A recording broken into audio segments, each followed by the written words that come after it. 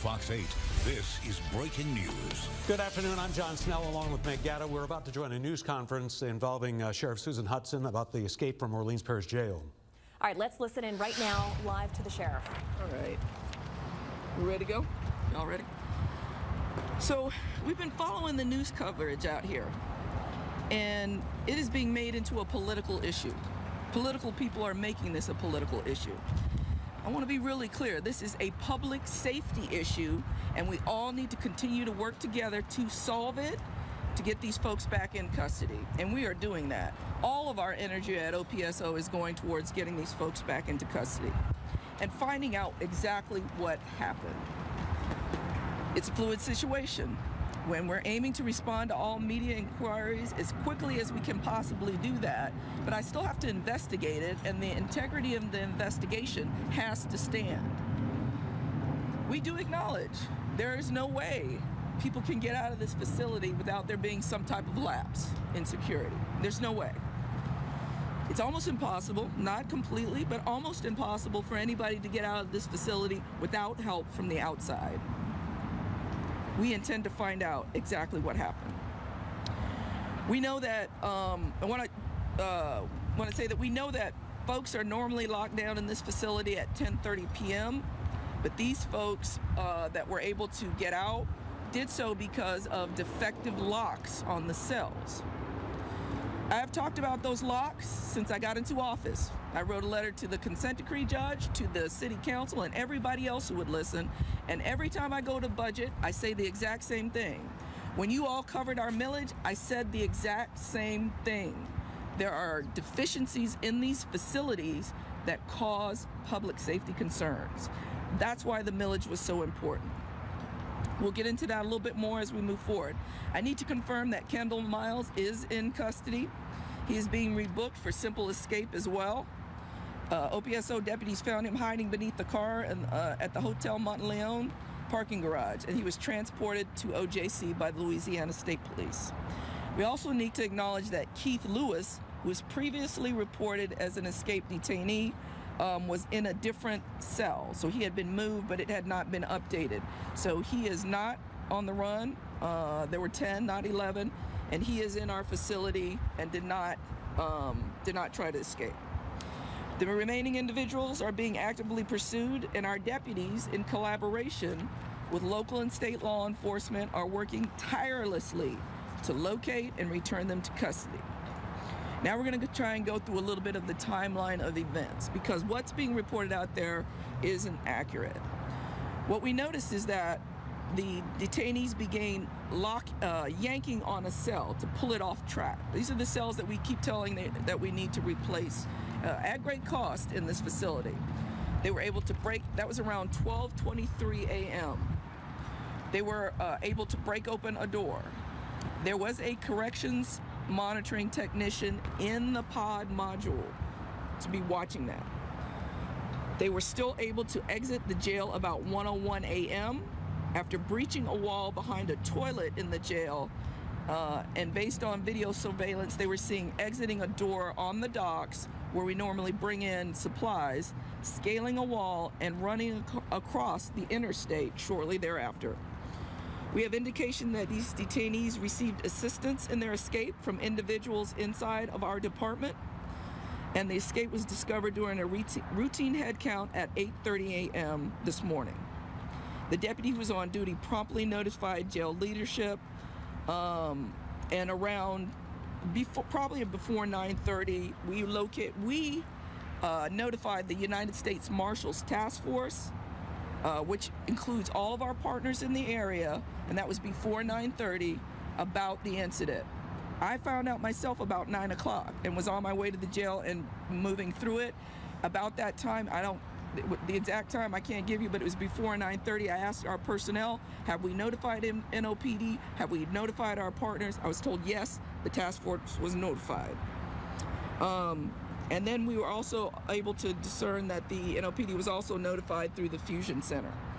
Now, when this went down, our first concern is to find out who these folks are, confirm, and then we've got to lock down the whole jail and find out, make sure nobody else is missing. That's the first thing we have to do. We also have people being moved out to court. We've got to confirm who those are. So this is a fluid situation as we're trying to get a handle on 1,400 people in this facility. So it was a fluid situation. We're still gathering information. We are investigating our own to find out exactly what happened and where those lapses were. But there were supervisors on duty, there were lower level folks on duty, and they all had a job to do. And we're gonna find out exactly what happened.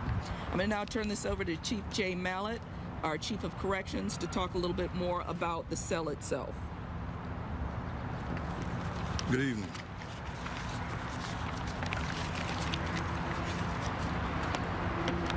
We do know that there are several security breaches.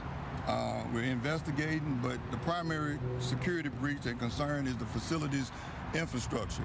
We've identified that we have a large number of high security individuals in a minimum custody facility. This particular breach of security occurred on the first floor of one of our security pods where we had slider doors. These doors are able to be manipulated by forced off the track that they're on, which allows individuals to enter and exit at will. We do know that some toiletries in a handicap cell was used to be removed. Some of the bolts, some of the toilets, some of the infrastructure, some of the fixtures were removed. We know that this could not be removed from the inside, so we are investigating that to see exactly who entered these areas, what kind of work was done, if there was work being done, and if this is an inside job. We remain fully committed to locating the escapees. We're working with local and federal and state partners. We continue to ask the public for their vigilance, and if anyone has any information about the whereabouts of these individuals, please reach out. Thank you. Thank you, Chief.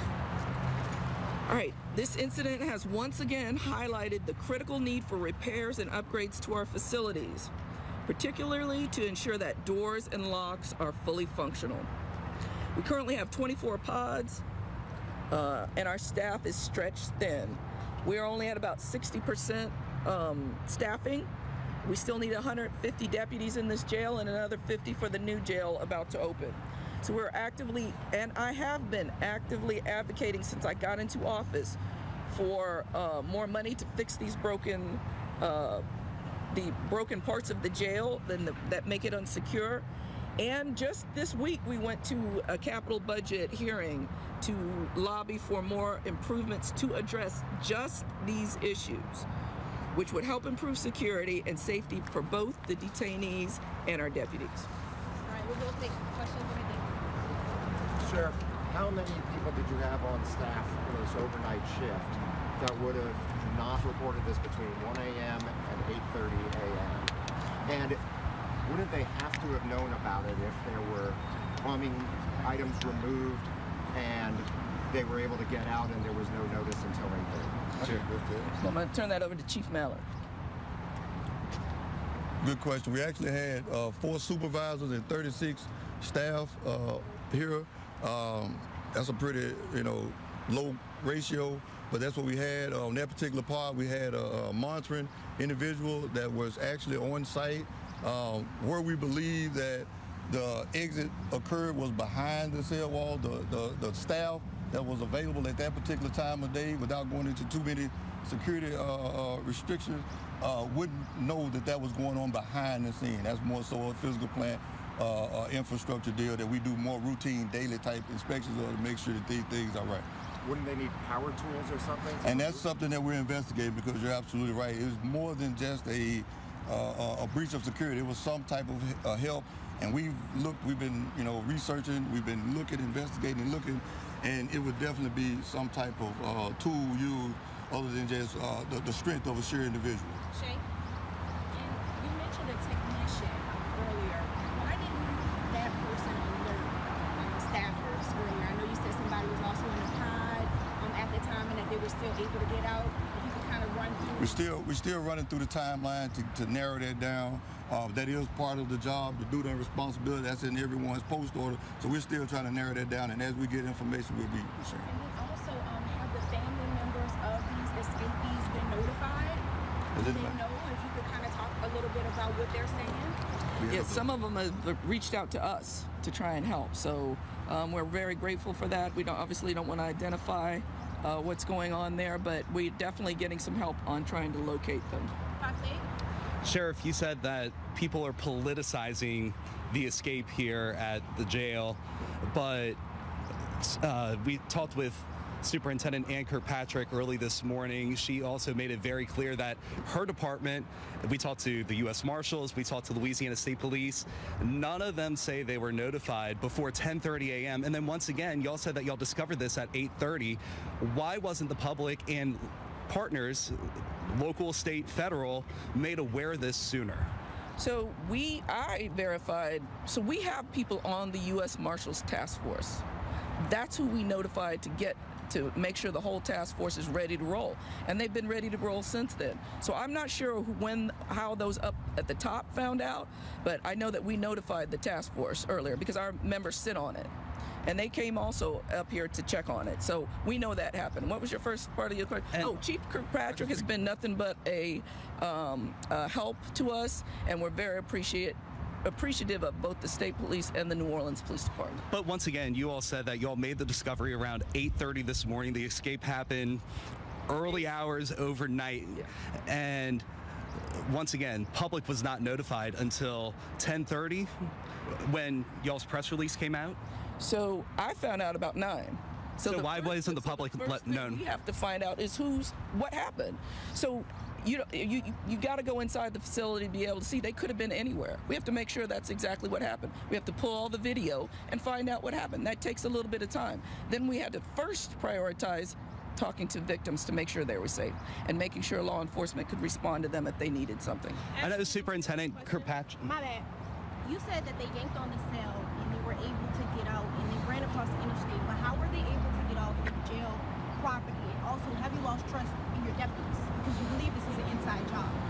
Some of them. We have really hard-working deputies, but we're not going to tar and feather everybody with the same brush. We're going to find out exactly what happened, who's responsible, hold them accountable both administratively and criminally. And how did they get off the jail property? That was my question. Get off the jail property. They went out a loading bay door where we bring in supplies, and then they got over a wall.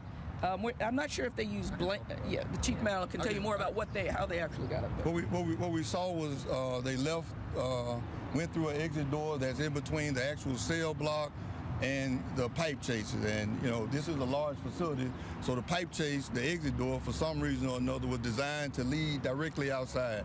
The individuals left out the door, went down the stairs, went to the perimeter wall and scaled the wall. We did some looking today and realized that it's some razor wire that we need to put up, some issues, but they scaled the wall, jumped down, and then you have a clear path to the railroad track and or the interstate. Sheriff Hudson, will you be releasing a surveillance video that shows the escape? I think we're going to. Right now, we're part of the investigation going on, but I think eventually, we'll be able to release that. We just have to make sure it doesn't give out any security risks for us, for the rest of the folks here still in custody. Sheriff, do you believe that you need to revise your policies? Go ahead. Thank you. CBS News, I'm Katie Weiss. Pleasure. I wanted to ask you a little bit. I can't help but notice all the construction that's going on in your backyard. Does that have anything to do with this? We just saw a police escort bringing in a bunch of concrete. What's going on? I don't believe it does. That's the new mental health jail, and there's a deputy on duty right there for the gates being open to bring in trucks or whatever needs to come in. And you said you've been asking for money for a long time. How much money do you need at this point? The locks alone, I believe, are 5.2 million. yeah, just the locks. I mean, 5.2 million. 9 people are still on the loose, just to clarify. So it's 9 people, 10 escapes. 9 people are still. Sheriff, do you feel like you need to revise your policies on notification to the public as well as other law enforcement? To answer that question, Sheriff, thank you for your help. Sheriff didn't really answer that question if we Well, I'll could. tell you this, we're going to debrief on everything that went right and went wrong, and we will move accordingly to make sure that for every incident that occurs that we do the best that we can. What about We'll look at it. What about getting the photos out, though? I mean, to get the public aware of who is out there, there was another delay before that was released to the media so we could put it out to everybody. We have to confirm who it is and pull their information. That's what the delay is. And there was also a delay with getting the photos to other law enforcement. NOPD also said that as well. I've answered the question. Yeah, we'll have another I've answered the briefing question. at about 5:30. So if you have any more questions, you can call me directly. Y'all have my email, so you can call or email me directly. And if you have any more off-topic questions, I can ask you. Yeah. So I'm just curious about. Sheriff Susan Hutson, they're wrapping up a somewhat defiant Susan Hutson, who's saying that people are making a political issue out of this, what is a safety issue. The other headline of the day, really, I think, is the openness, Meg, with which she and Jay Mullet, her correction chief, were talking about this being investigated as a very likely inside job. Absolutely. They mentioned that a number of times, that they, want to make sure they know if any of their deputies or any people working in the jail were involved in this. They certainly opened the door to that possibility, making it sound like a very real possibility, that these guys could not have gotten out in the manner in which they did without outside help. The quote actually from the sheriff was, there's no way they can get out of the facility without a security lapse and help from the outside. Yeah. Absolutely. I also just got some new information in just minutes ago from Brian Lagarde, who runs Project NOLA, which is all the crime cameras around the city. So we know that the sheriff was talking about the timeline here. She found out about these escapes at about 9 o'clock in the morning. The alert went out to the media at about 10:30-ish. So I'm being told that Troop NOLA, which is the Louisiana State Police troop here in the French Quarter, they got the information on the escapees at 10:35. So roughly 5 minutes after the media found out. Within 10 minutes, they were able to put the pictures of these escapees into the facial recognition platform. Just 10 minutes later, they got 2 hits on that system. They were able to track 2 of the escapees in the French Quarter at about 11:12 this morning. One of them, we know, Kendall Miles, was picked up right in front of Hotel Monteleone. The other person, the other escapee, walked off and was able to get away before state troopers were able to get him. But obviously, using facial recognition to try to help find these escapees, we know 9 of them are still on the run at this hour. And striking how quickly, as you point out, they were able to do that. Within just 10 minutes, but again, they weren't even alerted, state police, until 10:30 this morning, when this head count was done at about 8:30 this morning. Right, there is the sheriff said she found out about 9 o'clock, so the point of disagreement, in fairness to the sheriff, is that she is saying that, there's about a half-hour period, but there were a parade of other people who, frankly, when you talk to them not on camera, were even more insistent that there was a lapse of a couple hours here. Yeah. when time was lost. And especially when you heard from NOPD Chief Ann Kirkpatrick, who clearly was upset that she, as the chief of police, did not know about this until 10:30 this morning. I mean, how could you not alert the largest law enforcement agency in the city that you've got 10 escapees out on the run? And I think for the future, the question also will be, the sheriff is saying, well, look, we alerted the task force. Right, but the U.S. Marshals Task Force. However, whether they're not alerting the right people, whether there's some other bureaucracy, for whatever reason, it didn't get up the food chain until a significant amount of time had passed. And the sheriff did say, look, we had to go through certain protocols. We had to make sure everybody else in the jail was locked down, so A, nobody else could get out, but B, to make sure these guys weren't somehow in the building. I mean, obviously it's a large complex, it's a large facility, so they wanted to make sure before they put out this alert and really, concerned the public, that these guys were not inside that facility. And she also said they made a point to contact every victim, too, of the different men who were involved in these crimes, to make sure those victims knew that these guys had escaped before they put out this other alert to the public. Well, and part of the issue here from the PR standpoint is there were no, they vowed transparency at the first news conference, then took no questions, right, which sort of had people kind of loaded for why aren't we getting answers? I think one of the things, as this gets unpacked and as people, the heat of the moment settles down, will be, how long does it take? What was the gap? What's the process? Because it is a life and death situation for people who might be witnesses in a case, might have relatives who were targeted by somebody who's accused of a violent criminal, that sort of thing. And we heard from the NOPD, they actually had to move a family out of this area to keep them safe. One of the escapees was actually already convicted of the crime that he was in jail for, second-degree murder. He was convicted of 2 counts of second-degree murder, and the other men were all just arrested for crimes. They were not actually convicted of those crimes. But that gentleman, Derek Groves, who was already convicted, that was for a Mardi Gras shooting on Mardi Gras Day that killed 2 people and wounded 2 others using an assault rifle. So these are guys that had very serious charges lobbied against them that they were in jail for. And so obviously there's, you know, a danger to the public when you've got these people out on the street. Right. Another point the sheriff made is that there are defective locks on cells. This apparently took place in the back of a cell.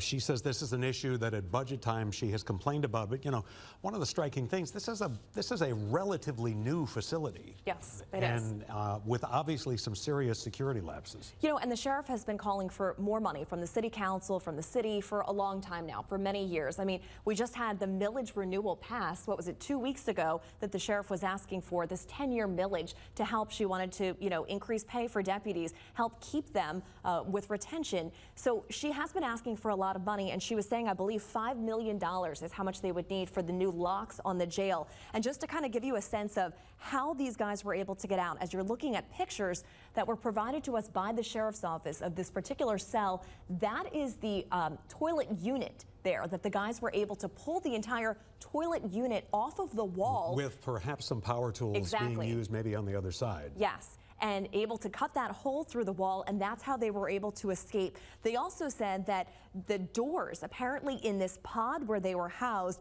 they were very easily able to get off the track. You could pull these doors off of their track to pull them open.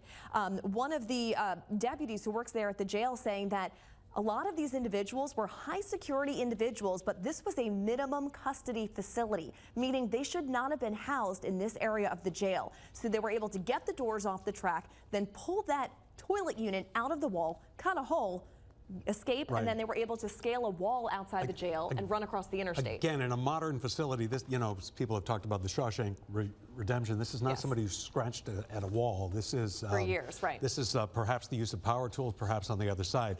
So that's where we stand at this point in time. We'll take a break for about an hour here and have more of our coverage coming up. Reaction to what the sheriff said and more details on this escape of now